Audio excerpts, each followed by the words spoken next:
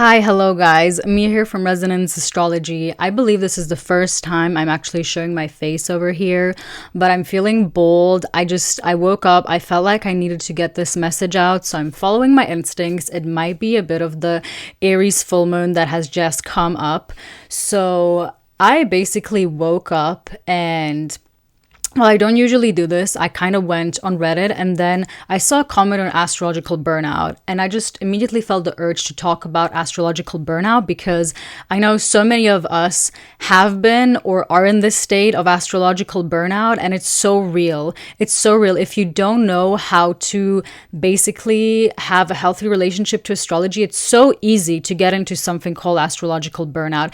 And it's basically when you are over flooded with information. It's usually, watching channels on or being on TikTok, doom scrolling, and or watching all these astrologers, which again, no offense to them, I know many do this because of like clickbaity reasons to get more views, but it can also be so harmful because I know there's so many people out there that are just watching all these videos feeling like, oh my gosh, we are all gonna be doomed, like society is doomed for the next upcoming years.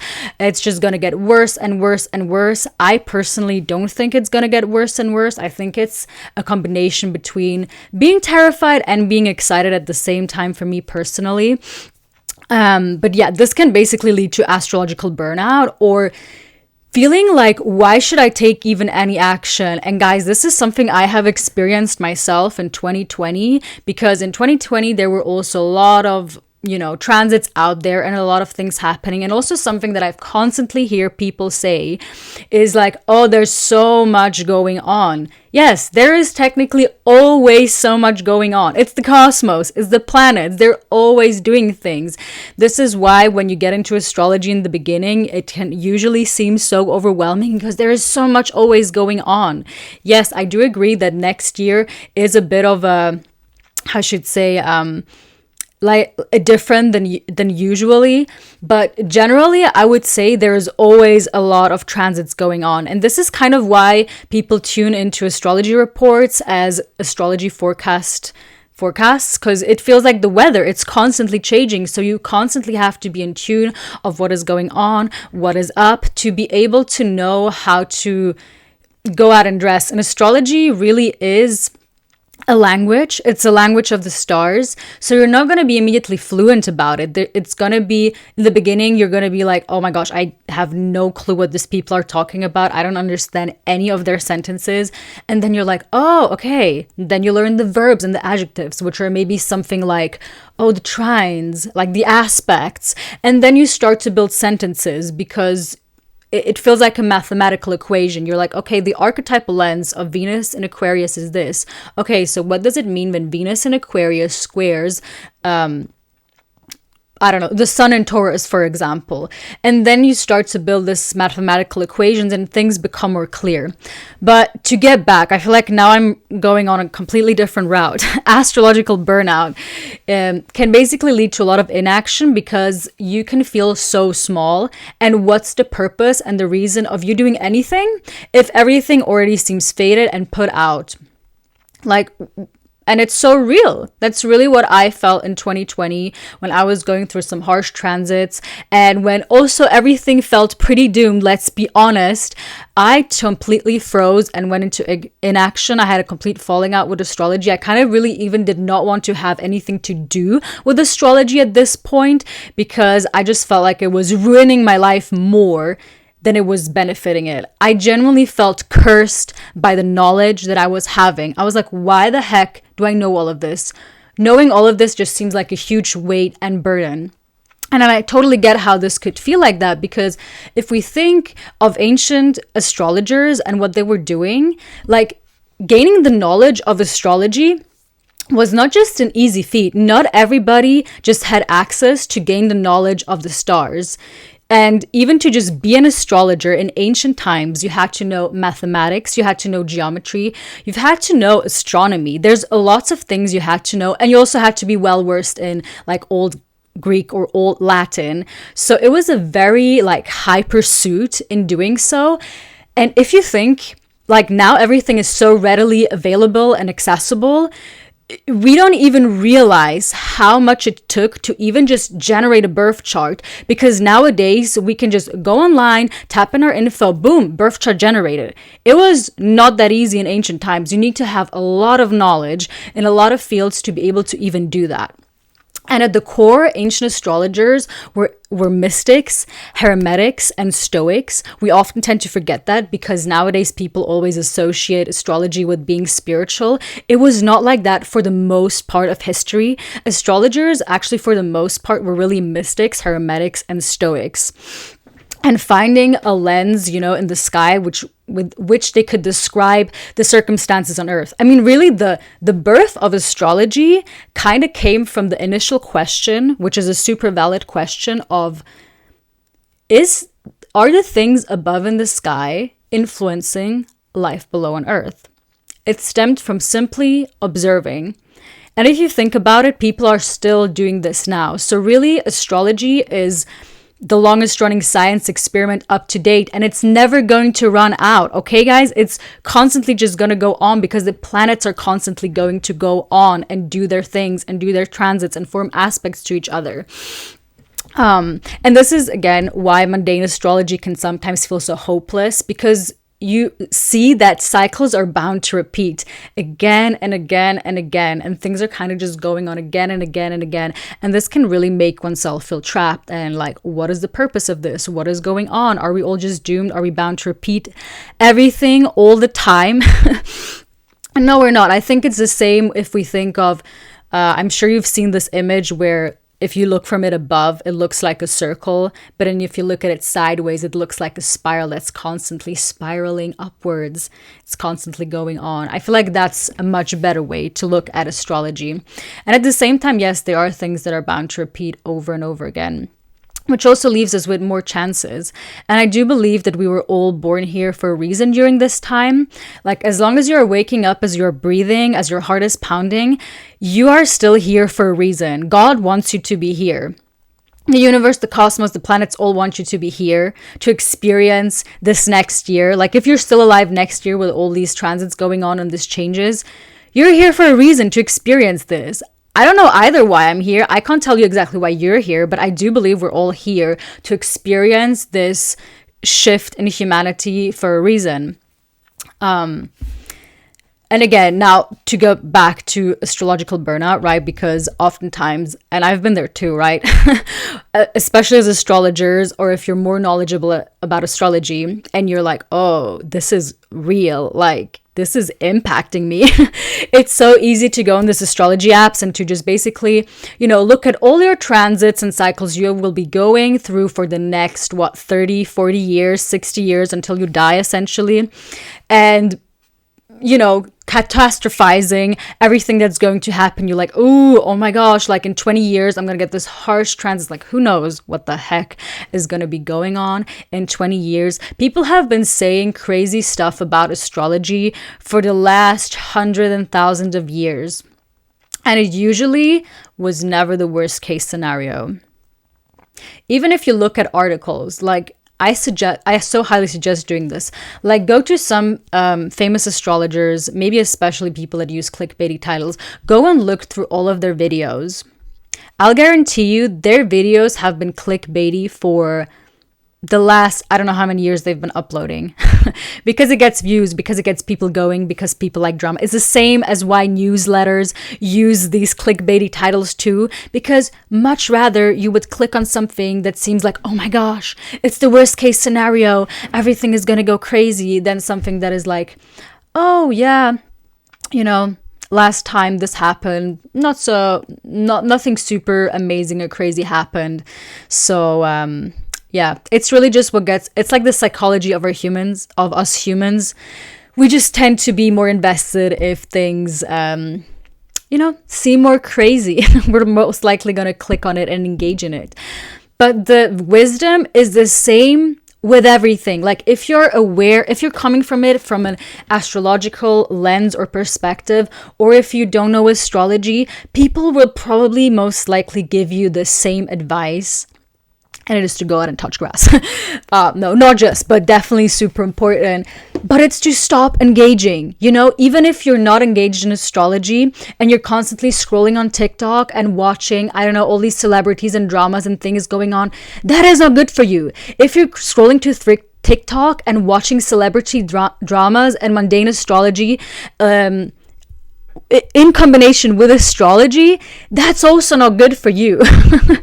So what has helped me over the years, and especially in 2020 when I really felt so lost with astrology, is when I shifted my perspective from what are the planets doing to me or going to do to me and we are all doomed, to what can I do for astrology and the planets. In that case, I started to build a relationship to the planets. Have you ever thought of doing that? It's crazy to me how little people think of doing that, even astrologers that have been practicing astrology for years. Because this really does a whole perspective shift, at least it did in my case. Even now, like, let's take an example for right now. Right now, Mars is in Cancer in its fall. It's not in a good condition. How many of you have been thinking, oh my gosh, Mars is ruining my life. What is Mars going to do in my chart? How is Mars going to curse me now that it's in its fall in Cancer? And how many of you have thought, ooh, what is Mars going through? Like, how is Mars feeling up there in its, you know, not good condition? Have you ever thought about that? Have you ever thought about this perspective shift?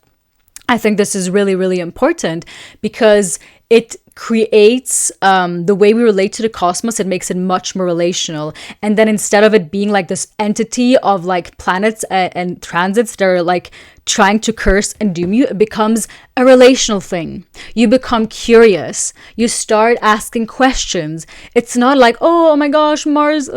It's like, what can I do for Mars? How must Mars be feeling? I'm very curious, Mars. How are you going to show up into my life?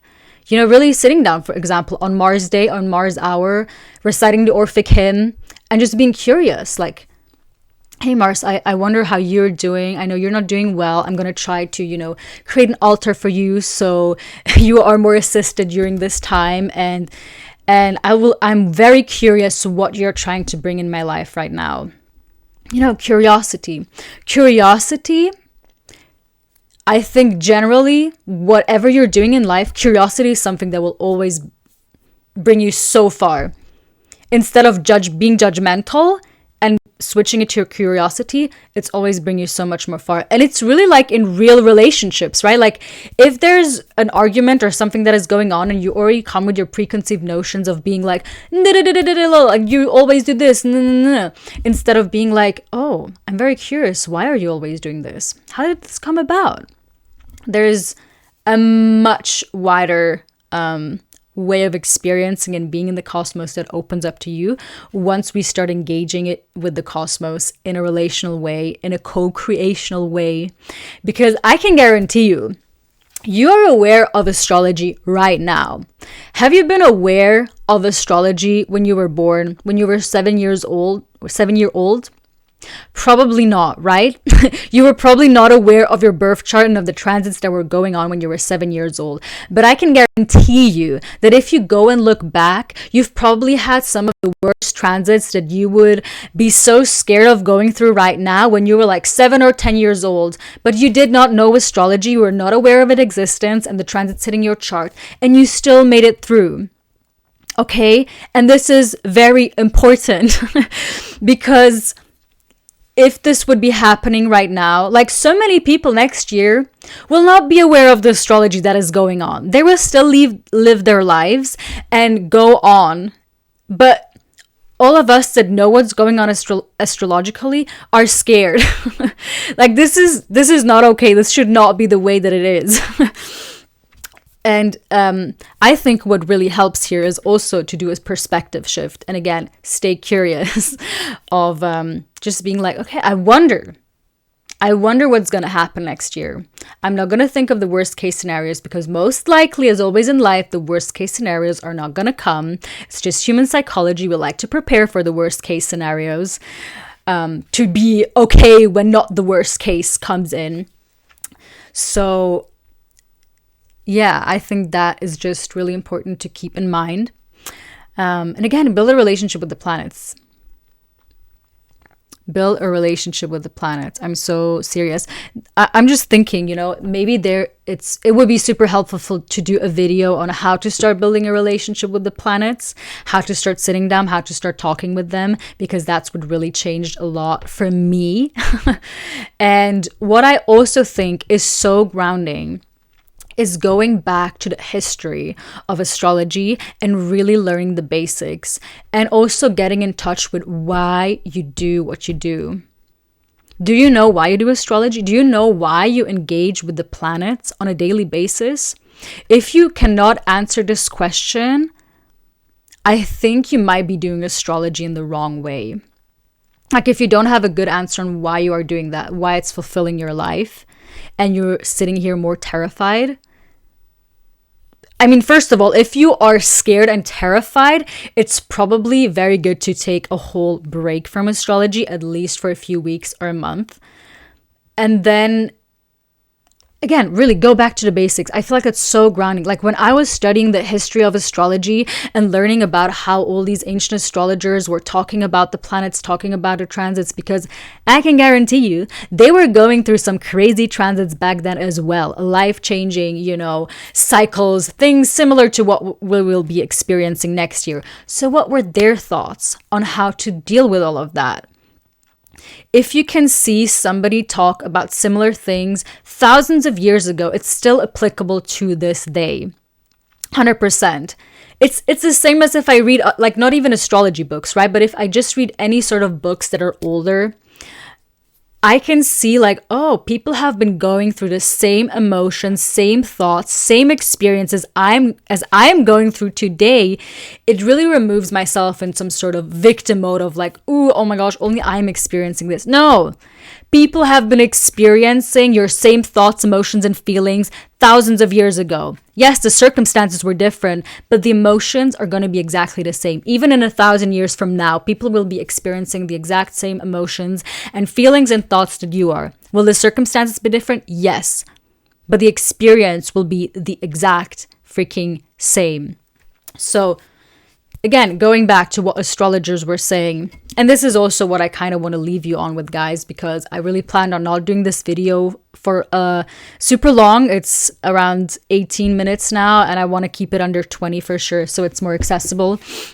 And I want to leave you with something that I really appreciate and like, and it's from Chris's book. Amazing, great book. And it's a quote right in the beginning from Vettius Valens, great-grandfather of astrology. Something that I always like to remind myself of why I engage with astrology. My first reason is always the relationship with the planets. I'll never get tired of my relationship with the planets. What keeps me here on Earth is my curiosity of having a lot more years of engaging with the planets and being curious about them, okay? Not being in fear of what they will do to my life, but being curious of what they will bring into my life and how I will deepen my relationship to them. And that's what I love about astrology, is that even in 50 years, I will probably sit back and be in awe of how Saturn will show up in my life, Venus will show up in my life, all the other planets will show up in my life. So that's my number one reason. And the other reason, again, is stuff like this. I'm going to read it to you. Those who engage in the prediction of the future and the truth, having acquired a soul that is free and not enslaved, do not think highly of fortune, and do not devote themselves to hope, nor are they afraid of death, but instead they live their lives undaunted by disturbance, by training their souls to be confident, and neither rejoice excessively in the case of good, nor become depressed in the case of bad, but instead are content with whatever is present. Those who do not desire the impossible are capable of bearing that which is preordained through their own self-mastery, and being estranged from all pleasure or praise, they become established as soldiers of fate. Vettius Valens, baby. So things like that is what is so important. I think if you've lost your reason for why you're doing astrology, if it's bringing more pain into your life, and you feel scared, go back to, okay, to sum it up. First, go back to the roots. What have ancient astrologers said about tumultuous times in ancient times?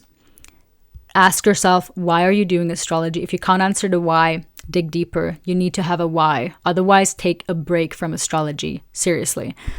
And the third, switch your mindset from what are the planets going to do to me? What is astrology going to do me for? To what can I do for astrology? How can I be of service to astrology and the planets? Not what the planets are doing to me.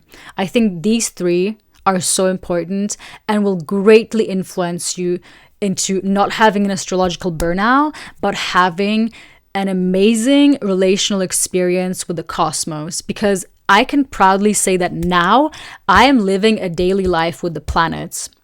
Like, when astrology became much less about me and what I can do to the planets, everything became so much better. My astrology became better. My practice became so much better. My readings with other people became so much better, and how I engage with them, because it became so much less judgmental and really like a relationship. I'm just curious about what it's going to offer to me. So this is what I want to leave you guys with today. Let me know in the comments if there's any thoughts you've been having, if you've experienced astrological burnout, how you have been dealing with astrological burnout. I'm super curious to hear your answers. Make sure to, my Reddit profile is Haruka. I'll link it down below. My Instagram is Resonance Astrology. Please feel free to shoot me a DM. I would love to have a discussion about this. It's something I'm so passionate about talking. So I wish you all a lovely day. Thanks for sticking around. I might show my face more around now. I'm not really sure how to end this videos yet because it's kind of new to me, but hi, hello, I'm Mia, and bye for now.